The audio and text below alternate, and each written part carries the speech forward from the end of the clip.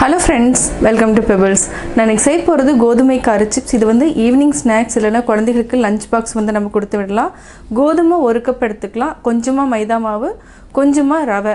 இத வந்து நம்ம காரத்துக்கு வந்து பச்சை மிளகாயும் கறிவேப்பிலையும் நம்ம நல்லா மிக்ஸில அடிச்சிட்டு அந்த தண்ணி மட்டும் ஆட் பண்ணி செய்ய போறோம். வாங்க எப்படி செய்யறதுன்னு பார்க்கலாம். தேவையான பொருட்கள் நம்ம 1 கப் அளவுக்கு கோதுமை மாவு எடுத்துக்கலாம். அரை கப்புக்கு ஒரு 2 டேபிள் ஸ்பூன் கம்மியா வந்து மைதா மாவு, 1/4 கப் அளவுக்கு வெள்ளை ரவை. இதுக்கு வந்து காரத்துக்கு வந்து ஒரு பச்சை மிளகாய், கறிவேப்பிலை. இதை வந்து நல்லா பேஸ்ட் பண்ணிக்கலாம். டைஜஷனுக்கு வந்து என்னன்னா ஓமம் எடுத்துக்கலாம். தேவையான அளவு உப்பு. இப்போ ஃபர்ஸ்ட் வந்து நம்ம பச்சை மிளகாயும் கறிவேப்பிலையும் நல்லா அரைச்சிக்கலாம். அதாவது பேஸ்ட் பண்ணிக்கலாம். அதுக்கப்புறம் அதனோட தண்ணியவே நம்ம வந்து இது கூட மிக்ஸ் பண்ணி நல்லா மாவு பதத்துக்கு பிசைஞ்சுக்கலாம். பச்சை மிளகாயும் கறிவேப்பிலையும் அதாவது அந்த டேஸ்ட் வந்து நல்லாயிருக்கும். காரத்துக்கு நம்ம அரைச்சிட்டோம். இதை வந்து நம்ம வடிச்சுக்கலாம். அது கூட மிக்ஸ் பண்ணனா என்ன ஆகும்னா திப்பி திப்பியாக இருக்கும். இன்னுமே கொஞ்சமாக தண்ணி ஊற்றி சக்கை வந்து நம்ம தனியாக எடுத்துக்கணும். பார்த்திங்கன்னா பச்சை மிளகாய் அரைப்படலைனாலும் இதை வந்து நம்ம கீழே போட்டுடலாம்.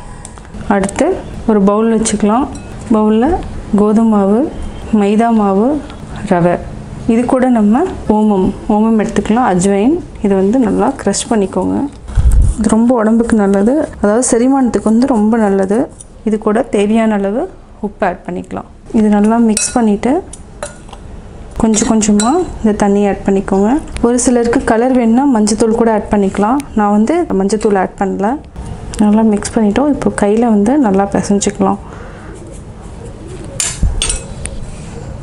இன்னும் கொஞ்சமாக தண்ணி ஊற்றிக்கலாம். அதாவது இந்தளவு தான் இருக்குது.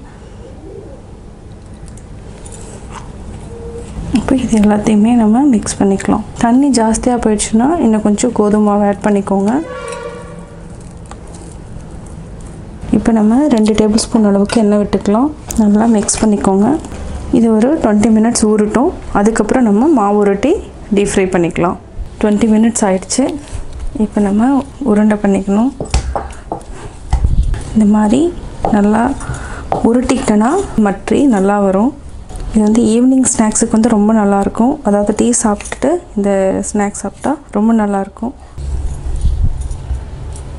இந்த மாதிரி நம்ம தேய்ச்சிட்டு தவாவில் போட்டு லைட்டாக மேலே பபிள்ஸ் வந்ததுக்கப்புறம் நம்ம எடுத்துக்கலாம். இல்லைனா வந்து நம்ம தவாவில் போடலன்னா ஒரு 2 ஹவர்ஸாவது மினிமம் ஃபேனுக்கு கீழே நம்ம காய வைக்கணும்.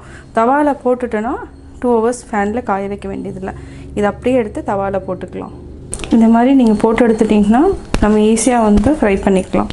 இந்த மாதிரி பபிள்ஸ் வரும். இப்போ வந்து நம்ம ஆஃப் பண்ணிக்கலாம். இதே மாதிரி ஒரு உருண்டைகளாக பிடிச்சி இந்த மாதிரி நம்ம ரவுண்ட் ஷேப்பில் தட்டி தவாவில் போட்டு எடுத்துக்கலாம்.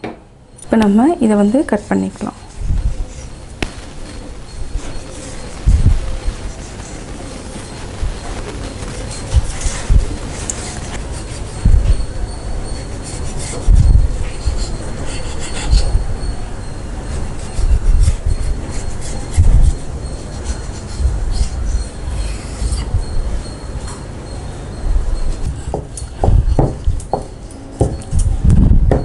இப்போ நம்ம தவாவில் போட்டுக்கலாம். நம்ம லைட்டாக சூடு பண்ணால் போதும், அதிகமாக தேவையில்லை. இப்போது இந்த ஸ்டேஜ் அதாவது லைட்டாக பபிள்ஸ் வந்துச்சுன்னா நம்ம எடுத்துக்கலாம். இந்த மாதிரி போட்டு நம்ம ரெடி பண்ணிக்கலாம். இப்போ எல்லாத்தையுமே டீப் ஃப்ரை பண்ணி எடுத்துக்கலாம்.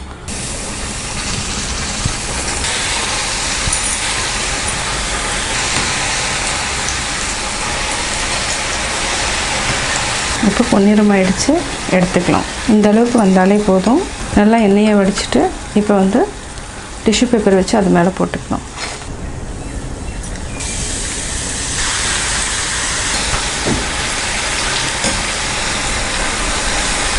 ஃபஸ்ட்டு சிம்மில் வச்சுக்கோங்க.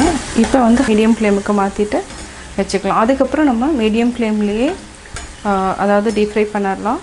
ஸ்டார்டிங்கில் வந்து ஹை ஃப்ளேமில் வச்சிங்கன்னா ரொம்ப இதாகிடும். பட் ஆனால் உள்ளே வந்து மாவு வந்து வேகாது, கிறிஸ்பியாக வராது.